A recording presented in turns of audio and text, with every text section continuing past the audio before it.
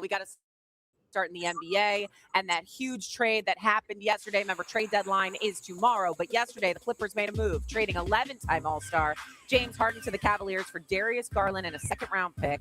The news broke less than 24 hours after it was reported that LA was working to trade Harden before the deadline and that the team and Harden were aligned in that decision. However, Harden denied that he asked to be traded. He elaborated by saying this to Ramona Shelburne on his Clippers departure. Quote, maybe we just don't see a future with each other. Maybe we just outgrew each other. Whatever the case may be, I feel like other situations were not like that. And that's why I can respect Steve and Elle and T. Lou, because they didn't put me in a weird position as much as everybody tried to make it like that. He also added, I didn't want. What do you guys think of the James Harden trade? It's making a lot of noise. I'm surprised he's actually going to Cleveland. I also do not believe what he says. I mean, it sounds like a breakup with a woman. Oh, we weren't best for one another. This is professional sports. They are focused on you. You're supposed to go out there and play. You guys tell me what went wrong with James Harden in LA. And is Cleveland a better place for him? Will he bring a championship? Will he take them deep into the playoffs? I want to hear from you guys. This is where fans come to talk sports and the business behind it. He also stated that this will free up the Clippers to get some draft picks in this trade, trying to make it seem like this was a move that's good for the organization. It's kind of like when you break up with a girl and you say, there's a guy out there that's better for you. Just say you don't want her and don't want to be there. James Harden is playing games, in my opinion. I want to feel like I was holding the Clippers up in their future. I wanted them to actually have a chance to rebuild and get some draft capital. In Cleveland, I see an opportunity to win in the East. We got a very good team, coaching staff, all of the above. As much as I wanted to stay in LA and give it a go, I've never won one before. As a basketball mind, I think we have a bit better chance. A better chance to win in the East. What do you guys think? All right, there's a couple teams in the East that are definitely bringing the heat. Was this the best move? Was this the right move for James Harden in his career right now? I will tell you this because I follow James Harden. Going to Cleveland is closer to his girl. His girl's in Detroit. Is he moving back to get a little closer to her? Maybe so. Okay, Ryan Windhorst now joins us this morning. And Wendy, we'll start with you first on this. Do you believe what James Harden is saying there in those quotes?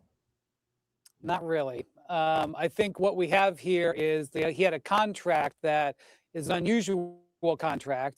It's not guaranteed for next season, but he still has a player option. So he has some level of control, but he doesn't have control over the full money.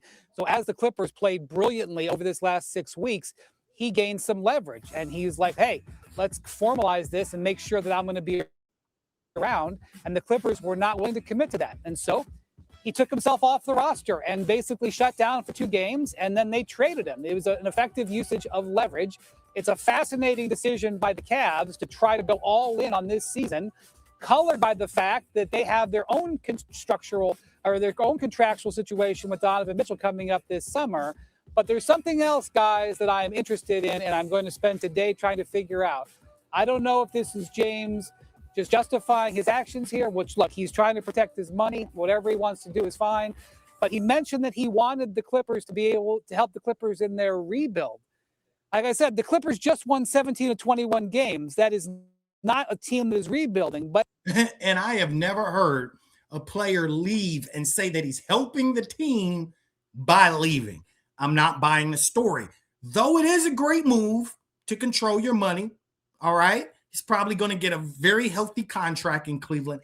And my Cleveland, Ohio people, how do you guys feel? You got James Harden and Shador in the city. This must be the greatest time Cleveland has seen since James Brown. If indeed that's true, and we'll take him at his word, and this is an interview that happened late last night, and it's early this morning, and I'm going to check this out. If they're rebuilding and then they're selling other pieces, then the league is going to be calling today asking about various pieces on their team. So we'll see whether that James was being honest or not here very soon. James Harden is an 11-time All-Star, one of the most prolific scorers in the game of basketball history. And he should be profoundly respected for his abilities on the basketball court. But that doesn't mean he can't spew some BS from time to time. And this is exactly what this is. The man is scheduled to get, like you said, Wendy's got a player option next year on $42 million. $13 million of it is guaranteed. Once again, you signed a bad deal. You signed a deal that didn't guarantee you the kind of money that you wanted guaranteed. Now, he's talking about being all altruistic and everything and looking out for the Clippers. Well, didn't you go to them recently and try to get a contract extension? Did you try to get more money? It was after they said no. Then after they said no, then all of a sudden here you are and you take yourself out of the lineup. Well, why are you being careful with your language right now? Because that's similar to what you did in Houston. It's similar to what you did in Philly. It's similar to what you did in Brooklyn.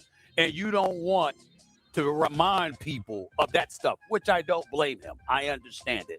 Being 36 years of age, averaging 20. Well, Stephen A. Smith just brought it to the top of the table. What do you guys think? James Harden has a track record for leaving teams in this condition. I completely forgot about Brooklyn. Didn't know much about why he left Houston, but it's starting to make sense. This is starting to make sense. Stephen A. Smith is why we count on him to make it all, bring it all home. Being an 11-time All-Star, averaging more points than he's averaged since 2019, 2020, since he's last averaged over the last 6 years or so. I get it. I understand it. You don't want to walk out the door looking bad. But what this comes down to is that you did it through your negotiations with your representation. You didn't sign the kind of deal that you should have signed, because if the money was right, James Harden would not be talking about leaving Los Angeles, California, where he loves, obviously, where he's from. All right. On top of that, leaving a team that's just won 17 of the last 21 or 22 games. Yeah. Well, listen, it's not making sense to me either. Again, I know the taxes are better in Ohio. That's probably one of the reasons.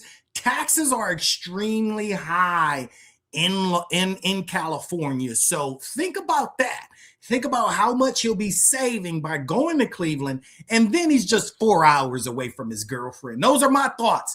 Let me know what you guys think. Was this a good move for James Harden? If you're from Ohio, if you're a Cleveland fan, are you ecstatic? Are you ecstatic? Are you getting ready to buy a James Harden jersey? My basketball fans, tell me where he should have went. Is this the end of his career? Is this the last stop he will make? I want to hear from you guys. Thank you guys for tuning in to Nice TV, where we discuss sports and the business behind it. I'm your cousin, Nice Simmons, and until the next time, family, peace.